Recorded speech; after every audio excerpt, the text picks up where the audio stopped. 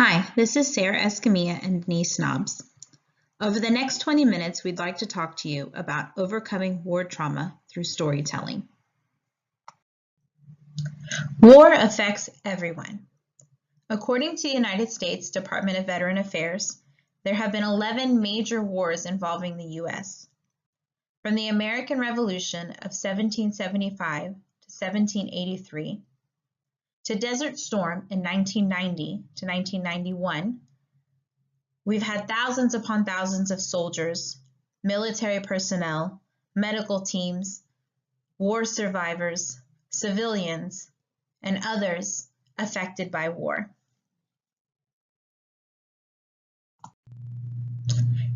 In looking at America's wars from 1775 to 1991, we've had over 41 million military service members. Currently, we have 16 million living war veterans. In total, including veterans during time of war and peace, we have 23 million veterans living in the United States. These numbers just focus on soldiers. It doesn't show the depth and impact of war for civilians and others involved. Healing through narrative. Humans have been telling stories since we began talking. These stories have become a kind of tool for us, as powerful as an axe or an arrow. That's from Our Storied Lives by John Hamilton. They help us gain perspectives on our lives, and both the listener and the teller can share in the narrative, and there's an interchange that produces affiliation. People in trauma, as we've looked at this diverse narrative community, such as Holocaust survivors, war survivors, they gain a reset in their lives as they make sense of and design a new narrative that works for their current life. In Bearing Witness from our book Narrative Healing, Sharon says that bearing witness requires community.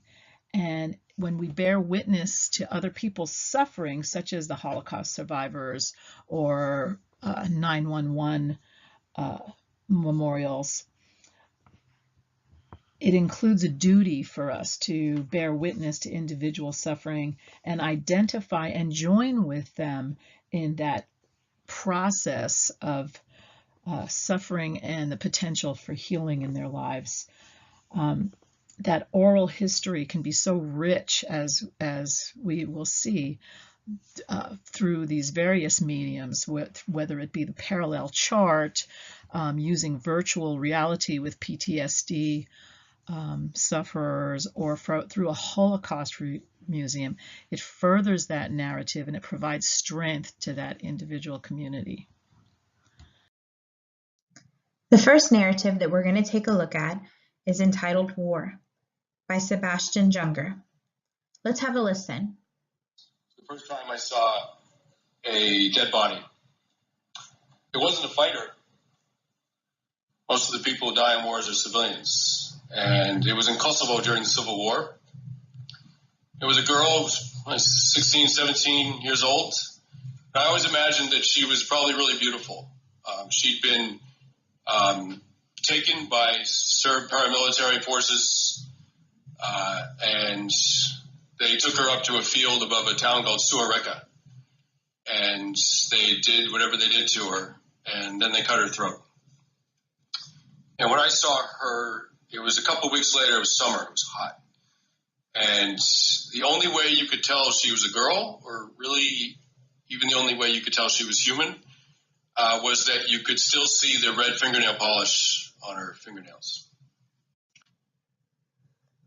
So this narrative immediately is hard to take in. Let's take a deeper look at the other experiences that Sebastian has had in time of war. So Sebastian went to war for the first time at age 31. He traveled to Bosnia in the Civil War to train as a war reporter. At the time, he thought that the experience would help him to learn to be a man. He recollects the first time he saw the dead body, which is the narrative that we heard in the last slide. He recalls the first time he thought he was going to die, and that was during the civil war in Sierra Leone. Guns were pulled on him by rebels, and he was completely numb. He didn't have any grand gestures or deep thoughts. He was prepared to die, and that was it.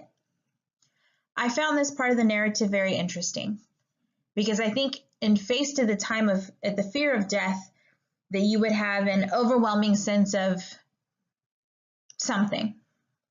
And his explanation and description was that there was nothing. It was complete numbness. Thankfully, he was let go. Something that stuck out to me was when Sebastian said, "I kept going to wars. I kept thinking there was something I needed to learn from war that I wasn't getting." In his narrative, he explains different scenarios and experiences that he went through during war. And he often explains it as exhilarating, an excitement once he's survived the attack. He specifically talks about his friend Tim, who was also a photographer and war correspondent. And he explains that Tim helped he and his fellow soldiers escape from enemy attack. Tim and Sebastian both worked on a documentary together that was very successful. And a few years later, they were both supposed to go to visit Libya to cover war. Sebastian couldn't go, so Tim went alone. On April 20th, Sebastian learned via a tweet that Tim had been killed during his time in war, and he recalls being hollow. Similar to the emotions that he had when he was held at gunpoint, he was completely numb. After his time grieving and speaking with other veterans, Sebastian explains that the hardest part of war is not the fear of dying, but the experience of losing your brothers. He has not been back to war since. This narrative, to me, shows the deep impact war can have on your loved ones and yourself, and the experience of loss that you get when you lose those that are close to you. The next narrative that we'll take a look at is War and Ham Sandwiches by Christina Lamb. Let's have a listen. My wardrobe, where most women keep their little black dress, I keep something I call my war bag. In my war bag, I keep my flak jacket, my helmets, some boots, and a medical kit. Not with Band-Aid or Tylenol, but with tourniquet ties and Celox powder, which magically clots your blood if you get shot at or step on an IED. I also keep toys, children's toys that my son has given me, or clothes that he's grown out of, to give to kids that I might find. It's all part of my strange double life, being a mum and a war correspondent. So we'll take a deeper look at Christina's narratives. So we listened to the beginning of Christina's narrative when she describes her war bag. She also comments that she has a double life, living as a mother and also as a war correspondent. This immediately tells me that Christina struggles to embrace her domestic life and also recover from the memories and the experiences that she's had as a war correspondent. In her narrative, she describes the situation in June 2006 when she was in Afghanistan during the Reconstruction Project. She went with British soldiers to an Afghanistan village for the purpose of a mine patrol. She explains how the soldiers were armed at the base of the village, but that she and unarmed soldiers went into the village so that they wouldn't be threatening. It wasn't long before they were under attack. She and the soldiers jumped into an irrigation ditch to avoid gunfire. A soldier urged them to get out of the ditch, and she was afraid to leave that security. But she obliged, and not a few seconds later, the ditch was engulfed in flames. She describes the horror and the fear that she felt during this time. And she explains that she and the soldiers were under fire for 2 hours. She said, "The one thing that kept me going was that I could see a picture of my son in my mind, and I had to get out for his 7th birthday. Eventually, she and the soldiers were able to escape, but they couldn't go back to their camp. They had to sleep through the night in the desert. The next day, an American pilot offered to help them, but he only had fuel for a 45-minute travel. They barely made it back. In retrospect, she realizes that there was no children in the village when they visited, and there were very few elderly, something that was not common for an Afghanistan village. When she explained her experience to her editor, she was given 5 pages to write her story. This was uncommon at the time, but it allowed her the freedom to really delve into what she experienced. When she returned home, she immediately went to the store and bought groceries to make ham sandwiches. She hosted a birthday party for her 20 young boys, still covered in bruises and scrapes. To me, this is a testament to her love for her son and her love of being a mother, and most importantly, her ability to survive and overcome.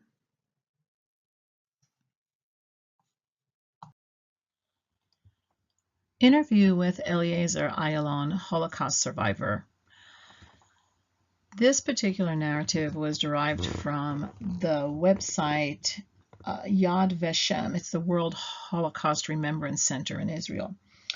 This is a repository for Holocaust artifacts and memorials for those who suffered through this terrible time.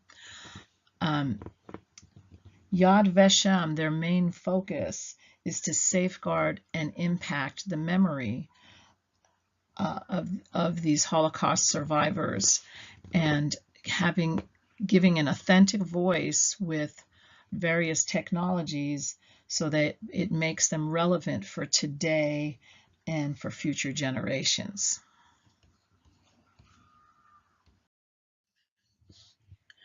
Eliezer lived with his family in one of Poland's Warsaw ghettos of Radom. His mother had gotten some type of paper for him to be able to work and move around during the Nazi occupation, but they all were taken to concentration camps from that ghetto, and he was the only survivor. The rest of his family died. So he immigrated alone at age 17, and this was in November 1948, just 6 months after Israel had become a nation. He had difficulties fitting in. There were only 600,000 Jews who had moved into this new nation, and they didn't really want to hear his stories or the stories of his friends. They couldn't believe that over 6 million Jews died during the Holocaust. And so he kept silent for many years. He never told his wife, he never told his children or his grandchildren the stories of who he was and where he came from. And he went to a conference at one point in his life, and that was a real turning point for him. He met a Jewish historian and Holocaust survivor, Elie Wiesel, and something that Elie said to him really impacted him. He said, "Eliezer, you survived for a reason. It's your obligation and responsibility to speak because maybe it is beshert, which means meant to be." And so with that, he began to gain his voice and speak about his experiences during the Holocaust. And he first wrote a story called A Cup of Honey, and the significance of that was that the day that he was separated from his mother and never saw her again, he was given a cup of honey from her, and he says it became a symbol of his survival and his life. Afterwards, he began to lead tours to the Warsaw ghettos.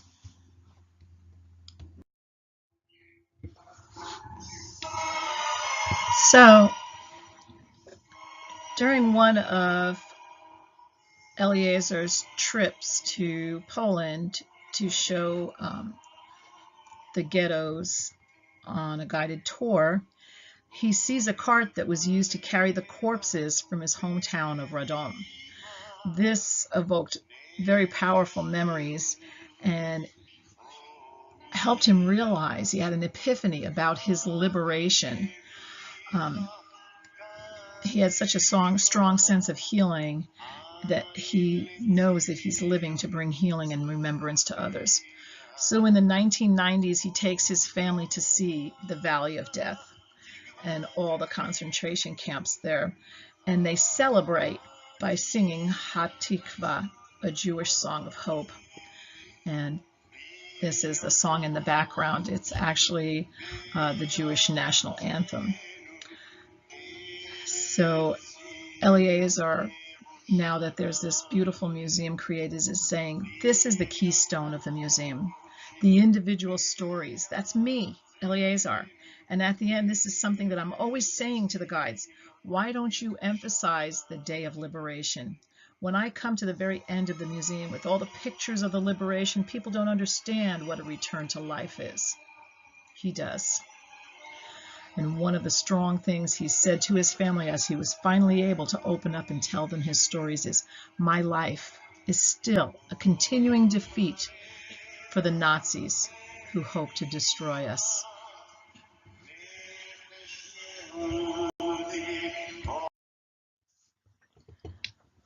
Maureen discusses PTSD and virtual Iraq exposure treatment. In this case study, Marine Sergeant Robert Butler is sharing his story and including how virtual reality exposure treatment has helped him get through PTSD. University of Southern California Institute for Creative Technologies developed VR exposure therapy to treat veterans who suffer from post-traumatic stress disorder.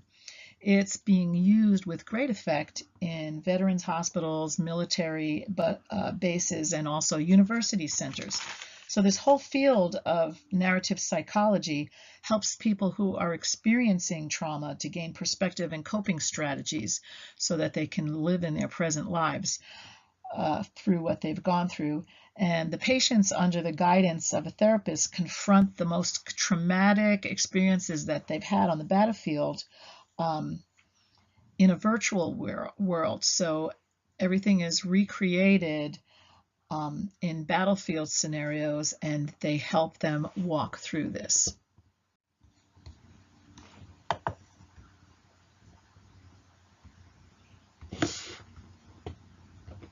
Take a listen.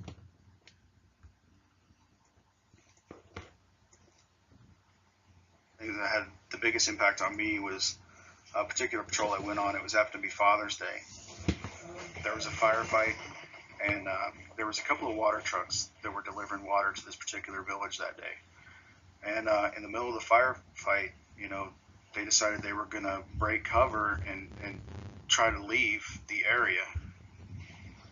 We had just had a suicide guy pull out of an alleyway and detonate on us, and we couldn't be sure that that wasn't going to happen again. So immediate course of action was to stop the vehicle at all costs. And it killed a 16-year-old boy and his father. It's particularly difficult to deal with because I had a son that age. It struck home.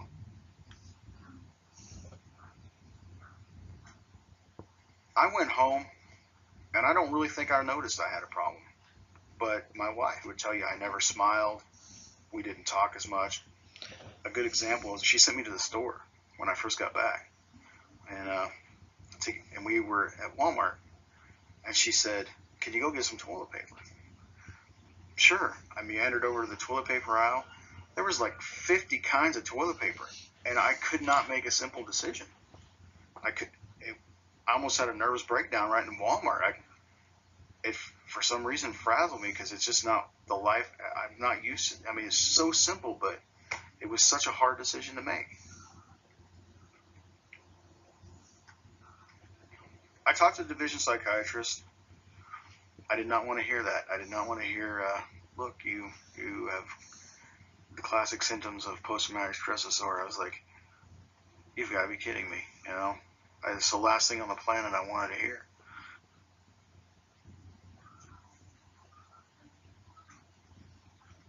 Normally sessions are 30 minutes to an hour. I would put the goggles on, put the headphones on, and I grab the controller, and off we go on our patrols. You can't see this doctor, you can hear him. He would ask me, to talk about it. At intermittent intervals, they introduce explosions and gunfire.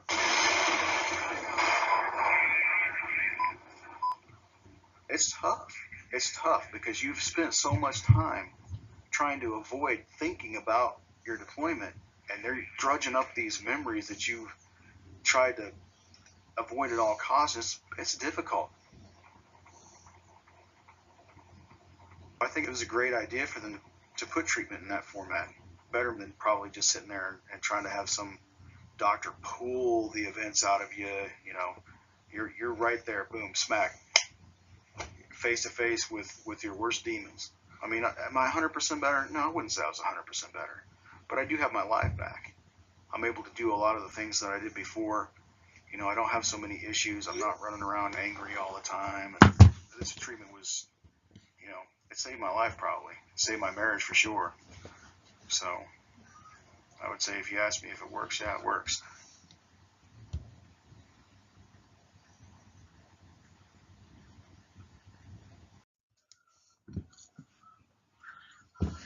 As we heard in the recording, Marine Sergeant Butler was on a recovery mission in Abu Ghraib, and here he was in a firefight right after Father's Day. That was very significant to hear that. And he had to break cover and leave the area, and there were suicide drivers all over detonating, and so they had to make a decision to shoot any drivers that were coming through the area. And he shot and killed a 16-year-old boy and his father. That really impacted him because he had a son the same age at home. And so when he returns from his deployment, he thought he was doing okay. His wife was a little concerned, and then he takes this trip to Walmart to get toilet paper, which would be a simple event for anyone, but that proved to him that he had a problem. And he said, standing in the toilet paper aisle, I almost had a nervous breakdown in Walmart. That's a classic sign of PTSD. He goes to see a military psychiatrist who tells him that he had PTSD, and he just didn't want to hear it. That really kind of rocked his world. But he went to VR therapy for 2 months, and so he was immersed in deployment and reenactments through virtual reality games. And his thoughts were that this was better than sitting with a psychiatrist and having the psychiatrist try to pull information, to try and dig around to find what's going on with him, because he felt like when he was doing the virtual reality reenactments, he was right there on patrols, and he was reliving his war traumas, and as the doctor was guiding him and asking him questions. He felt that this treatment probably saved his life, but it definitely saved his marriage. It was just very interesting to me to see this type of vehicle and looking at the websites for this and seeing that there's actually a wonderful community of people who have warrior stories, and it affirms them that they were doing the right things in protecting their country and giving them some hope. So as we see from hearing these stories, war affects everyone, and the effects can be very detrimental to communities and families. Through narrative, war survivors can find healing, and by listening to these stories through these various mediums, whether it's listening to a war correspondent tell her perspectives, whether it's from a Holocaust museum where they're memorializing these survivors, or whether it's people who have done virtual reality therapy, or through parallel charts, these survivors and veterans, when we hear their stories, we can benefit as well. We'd like to thank you for listening to our slides today. We hope this information was useful. We'd like to show you the sources that were used for our presentation. If you have any questions, please feel free to reach out to us. Thank you for your time.